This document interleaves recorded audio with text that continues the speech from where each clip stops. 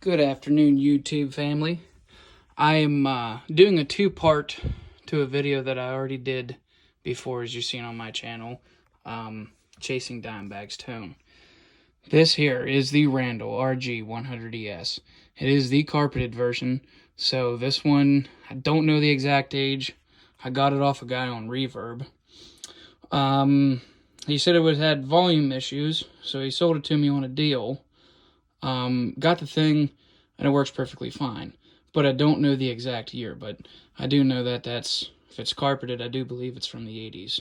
So, anyways, this isn't a Dimebag Daryl's Tone on a budget because, believe me, these amplifiers are hard to come by, and they are expensive. The equipment that I'm using was not cheap. So, this is all I have right now. I do not have a Furman PQ3 or a PQ4 parametric equalizer like Dime had. I don't have that. But what I do have is this little guy right here.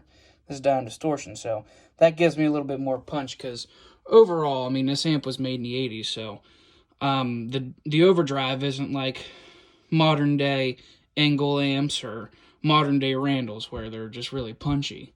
So you gotta add a little bit to it, just like Dime did. So anyways, this is where my EQs are set. I know a lot of people set their EQs differently because they have certain things. I've seen a lot of people that have, the PQ3s and the PQ4s, and it adds a total difference. But I do not. So these are my settings. Believe me, it's a bitch. It took me a while to dial this in. So I do not use channel 1. Channel 1's, your classic, AC/DC crunch rock and roll type sound. Your overdrive 2's where you want to be. So that's where my overdrive is. Volume really isn't very high because you'll see in the part 2 video of this is just the explanation video. So the part 2 will be nothing but playing. So run this bad boy down into here. Okay, so you have the NYXL Smart Gate. Now, this little high trigger range is not engaged. I have it set at full. If you can see that I have it set at full, and that's roughly where I'm at with it. So then here's my Dime Distortion. Now, if you have this, and you have the Randall RG100ES, use this bad boy if you don't have a Furman, because turn your gain the whole way down. Don't turn it up, because it'll get really muddy and it'll sound like shit. Only use it just for your output and your little 3-band EQ. Now, if you have the 6-band graphic equalizer, do not put this in front of this, and do not put this in front of this. Make sure that this is the last thing that's running right into your amp, okay? So, in your traditional Dimebag Daryl frowny face, whatever you want to call it, that's where I have that set. Okay, then I have just your basic Crybaby wall, nothing fancy. So then, now, these two pedals, the NYXL Micro Amp and the NYXL Carbon Copy, these are ran through the effects loop.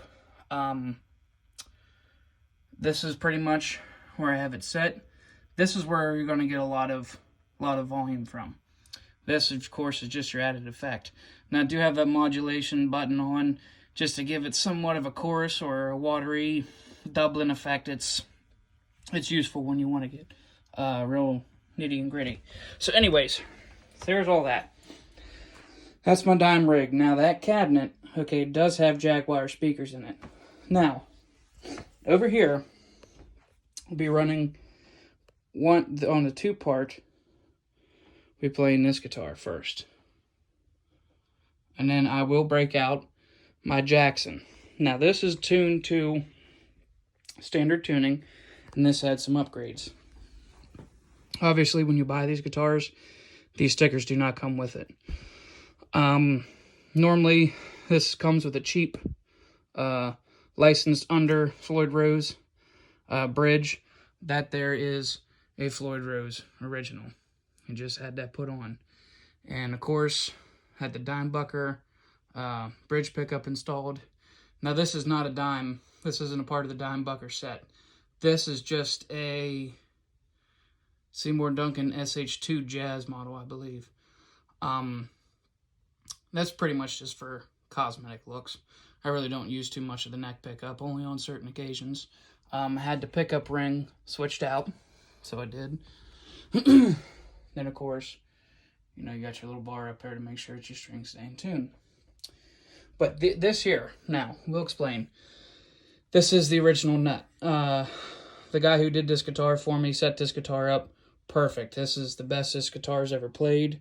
It is a Korean model, but this plays just like the real thing, as long as you upgrade it. So, this is the original nut to the guitar. He said the nut that I got wasn't going to fit, and he didn't want to weaken the structure of my headstock, which is understandable. If it works, stays in tune. If it ain't broke, don't fix it. Okay, so there's that. And the Jackson guitar is back here. But anyways, so this is just part one. This is just a explanation to show you where my settings and everything are. Once again, I'll go through it. Just in case you didn't get it, you can screenshot these. It's normally what I do when I have trouble with certain things, and people explain it on YouTube, but okay, so there we go. One more round of the amp. Okay, so now, part two, coming up.